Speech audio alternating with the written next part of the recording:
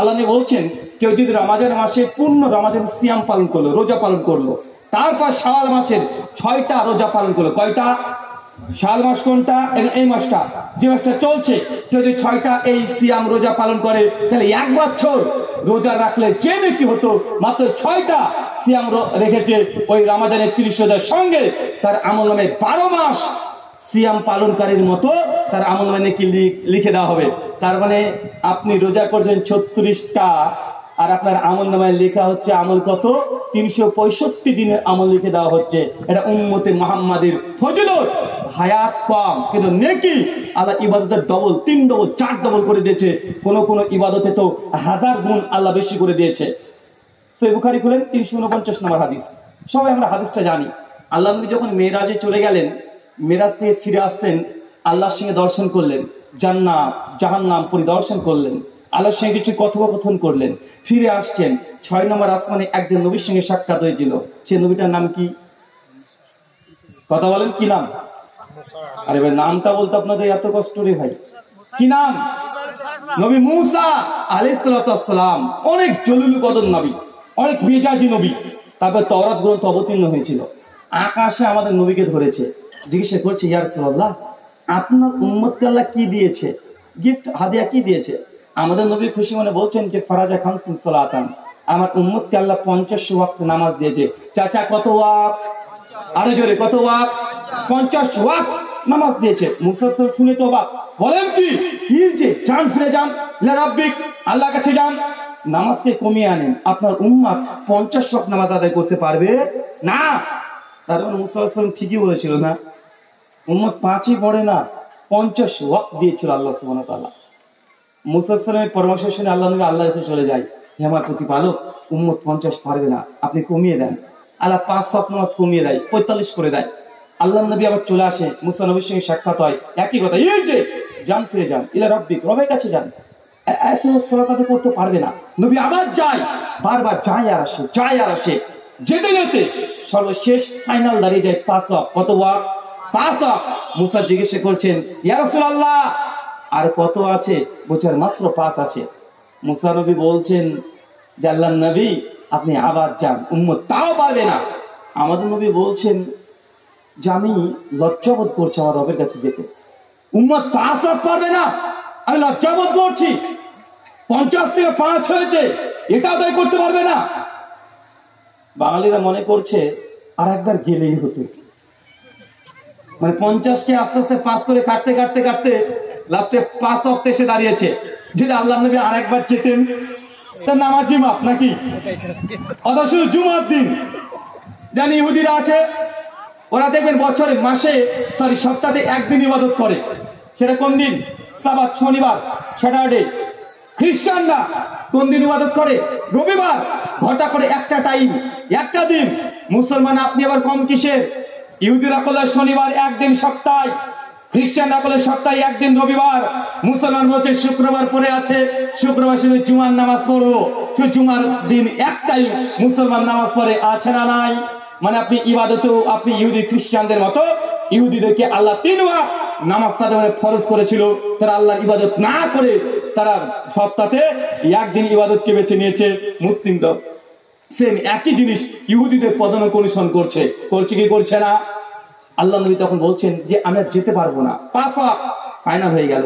আল্লাহ জানিয়ে দিলেন আল্লাহ নবীকে, মুহাম্মদ সাল্লাল্লাহু আলাইহি ওয়াসাল্লাম, আপনার উম্মত যদি 50 ওয়াক্ত নামাজ 5 ওয়াক্ত সালাতকে হেফাজত করতে পারে, 5 ওয়াক্ত নামাজ যদি প্রতিনিয়ত পড়ে, আমি আল্লাহ এই উম্মতের জন্য 50 ওয়াক্তের নামাজ পড়লে যে নেকি হতো, আমি আল্লাহ 5 ওয়াক্তেই সে নেকি দিয়ে দেব। কি বুঝলেন বলেন তো? নামাজ পড়বেন 5 ওয়াক্ত, নেকি পাবেন কত? 50 ওয়াক্ত। কেন? উম্মতে মুহাম্মাদি আমরা হায়াত কম, মাত্র 60 থেকে 70 বছর।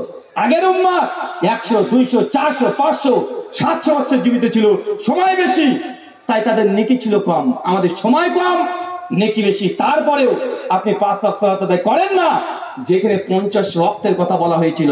আল্লাহ সুবহানাহু ওয়া তাআলা আমাদের বুঝার তৌফিক দান করো। চল পড়ি আমিন। সুনানে তিরমিজি হাদিস নাম্বার 2417। আল্লাহ নবী বলছেন কিয়ামতের মাঠে প্রত্যেক মানুষকে 5খানা প্রশ্ন করা হবে। কয়টা? আরো জোরে, কয়টা?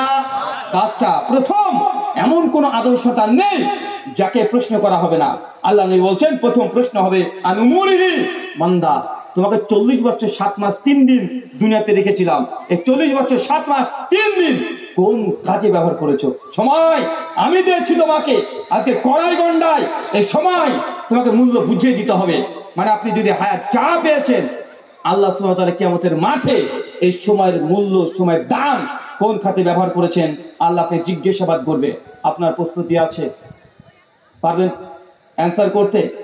40 বছর আপনার চলছে ধরুন, এখন যদি মারা যান 40 বছর হিসাব নেবে, 60 বছরে মারা গেছেন 60 বছর হিসাব নেবে, 10 বছরে মারা গেছে 10 বছর হিসাব কিয়ামতের মাঠে আপনাকে দেওয়া লাগবে। কেন? এই সময় এটা আপনার নয়, এই সময়ের মালিক, সময়ের স্রষ্টা আল্লাহ সুবহানাহু ওয়া তাআলা। টাইম এটা সৃষ্টি, যেমন এই দুনিয়া একটা সৃষ্টি, চন্দ্র সূর্য গ্রহ তারা নক্ষত্রের সৃষ্টি। টাইম এন্ড স্পেস দুটোই সৃষ্টি, কি সৃষ্টি নয়? যারা আপনারা একটু মেটাফিজিক্স নিয়ে পড়াশোনা করেছেন তারা খুব ভালোভাবে জানেন, যখন বিগ ব্যাং হওয়ার 1 মিনিট সেকেন্ড আগেও সময় বলে পৃথিবীতে কিছু ছিল? কথা বলে, যখন সিঙ্গুলারিটি ছিল, বিস্ফোরণ হলো, তার আগে সময় অস্তিত্ব ছিল, এক্সিস্ট করতো না। এই সময় আল্লাহ তৈরি করেছেন, এই সময় আল্লাহ আপনাকে দিয়েছেন। কিয়ামতের মাঠে সময়ের আপনাকে হিসাব দেওয়া লাগবে। আজকে আপনি সারা রাত পাবজি গেম খেলে কাটাচ্ছেন, মুসলমান তো উল্টো হয়ে গেছে, সারা রাত পাবজি চলছে, ফ্রি ফায়ার চলছে না? সারা রাত চলছে। অথবা গার্লফ্রেন্ডের সঙ্গে গল্প চলছে মোবাইলে। যখন মসজিদ থেকে আজান আসছে হাইয়া আলাস সালাহ, নামাজের জন্য এসো, বা মসজিদ থেকে ফজর আজান দিচ্ছে আসসালাতু খায়রু মিনান নাওম, বাংলা মানে করলে হয় এই কথাটার, ঘুমের চাইতে নামাজ উত্তম। ফজরে আজান পড়া মানে ঘুমের টাইম শেষ, এখন ঘুমানো আর যাবে না। এতক্ষণ ঘুমের টাইম ছিল, যখন ফজর আজান হয়ে গেছে মসজিদে আজান দিয়ে বলছে আসসালাতু খায়রু মিনান নাওম, শোনো ঘুমের চাইতে এখন নামাজ উত্তম, আর ঘুমাতে পারবেন না, উঠে মসজিদে আপনাকে আসতে হবে। আর আপনার ছেলে, আপনার মেয়ে, আপনি কি করছেন? যতক্ষণ মসজিদে আজান না করছে আপনি গেম চলছে, গার্লফ্রেন্ডের সঙ্গে গল্প চলছে, সিনেমা, নাটক, সিরিয়াল, রিলস, টিকটক সব কিছু করে সময় কেটে যাচ্ছে। যখনই মসজিদ থেকে আজান আসছে, ঘুমিয়া এই ফজর হয়ে গেল, মোবাইলটাকে বন্ধ করে এবার আপনি ঘুমাতে যাচ্ছেন। সম্পূর্ণ উল্টো কাজ না আপনার? যেই সময়টা আল্লাহ বলছেন যে এখন আর ঘুম উত্তম নয়, এখন তোমাকে জাগতে হবে, জেগে থাকতে হবে, আপনি ওটাকে ঘুমের জন্য বেঁচেছেন না। প্রত্যেক ফজরের সালাতের পরে আল্লাহ সুবহানাহু ওয়া তাআলা দুনিয়াতে বরকত দিয়ে পূর্ণ করে দেয়, আর ওই সময়তে আপনি ঘুমিয়ে আছেন। মুসলিম উম্মাহ, আপনি কিভাবে আল্লাহর বরকত পাবেন? কারণ যেই সময় বরকত অবতীর্ণ হয় সেই সময়তে মুসলিমরা ঘুমিয়ে আছে, আর কাফেররা সেই সময়তে দেখেন তাদের দুনিয়ার যত কাজ ওই ফজরের টাইমে উঠে তার দুনিয়াবি কাজ করতে শুরু করে দেয়। কেন? ওই সময় বরকত বেশি পায় কি পায় না? কথা বলেন। আল্লাহ সুবহানাহু ওয়া তাআলা তুমি বুঝার তৌফিক দান করো, সকলে পড়ি আমিন। আলোচ্য বিষয় যে আমলে জান্নাতে ঘর পাওয়া যায়। কোরআন হাদিস ঘাটলে, আমি ঘেটে যতটুকু দেখেছি কোরআন এবং সুন্নাহ মোতাবেক 3 জন এমন ব্যক্তি ছিলেন যারা দুনিয়াতে চলাচল করছিল, জীবিত ছিল, হেঁটে বেড়াচ্ছিল, অথচ আল্লাহ সুবহানাহু ওয়া তাআলা তাদের আমল দেখে এতই খুশি হয়েছিলেন, আগে থেকে জানিয়ে দিয়েছেন, আর কয়েকজনকে দেখিয়ে দিয়েছেন যে জান্নাতে কোন ঘর পাবে। কয়জন ব্যক্তি বলেন তো? আরো জোরে বলেন। 3 জন ব্যক্তি যারা দুনিয়াতে থাকা অবস্থায় জান্নাতে ঘরের সংবাদ পেয়ে গেছে। সে 3 জনের নাম কে বলতে পারবেন? একজন হাত তুলুন, কে পারবেন?